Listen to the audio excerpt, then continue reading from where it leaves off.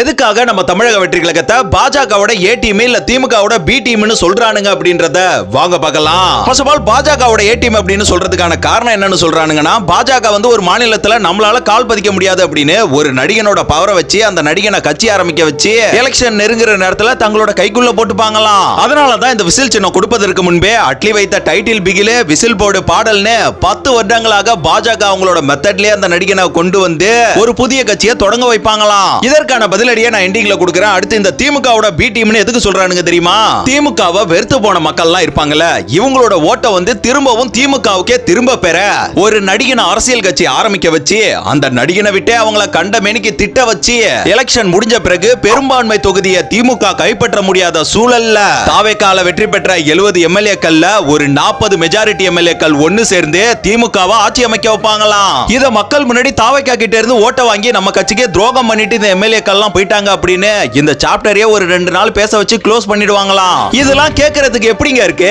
கேட்கிறவன் கேனையனா இருந்தா எலி கூட ஏரோப்ளேன் ஓட்டுன்னு சொல்லுவாங்கல்ல, அந்த மாதிரி தான் இருக்கு. பாஜக கூட கூட்டணியே வைக்க கூடாதுன்னு தான் மதச்சார்பற்ற சமூக நீதியை நாங்க கையில எடுத்திருக்கிறோம். இந்த கொள்கையை எங்க தளபதி எலெக்ஷனோட இந்த கடைசி தருணத்திலேயே ஸ்ட்ராங்கா ப்ரூவ் பண்ணிட்டாருங்க.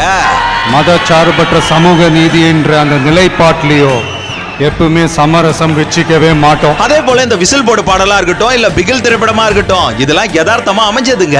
அப்படி பார்த்தா காலம் எல்லாம் காத்திருப்பேன் திரைப்படத்திலேயே கட்சி கூடி கலரை மென்ஷன் பண்ணிருப்பாங்க. அது யாரு? நம்ம கலைஞர் ரெடி பண்ணாருன்னு சொல்லுவீங்களா?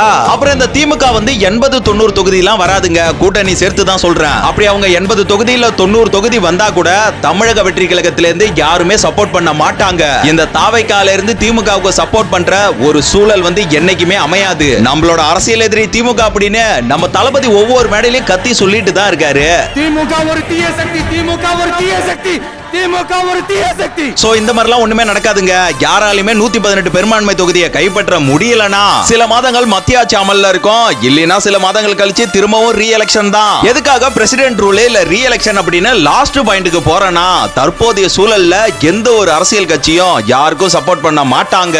திமுகவும் யாருக்கும் சப்போர்ட் பண்ணாது, அதிமுகவும் யாருக்கும் சப்போர்ட் பண்ணாது, இந்த 2 ஊழல் கட்சிக்கும் நம்ம சப்போர்ட் பண்ண மாட்டோம். அதனால இந்த திமுக அதிமுகவை ஓரங்கட்டி தாவேக்காவை வரவேற்போம். இந்த ஏ டீம் பி டீம் அப்படின்ற ஆப்ஷனையே ஒழிப்போம்.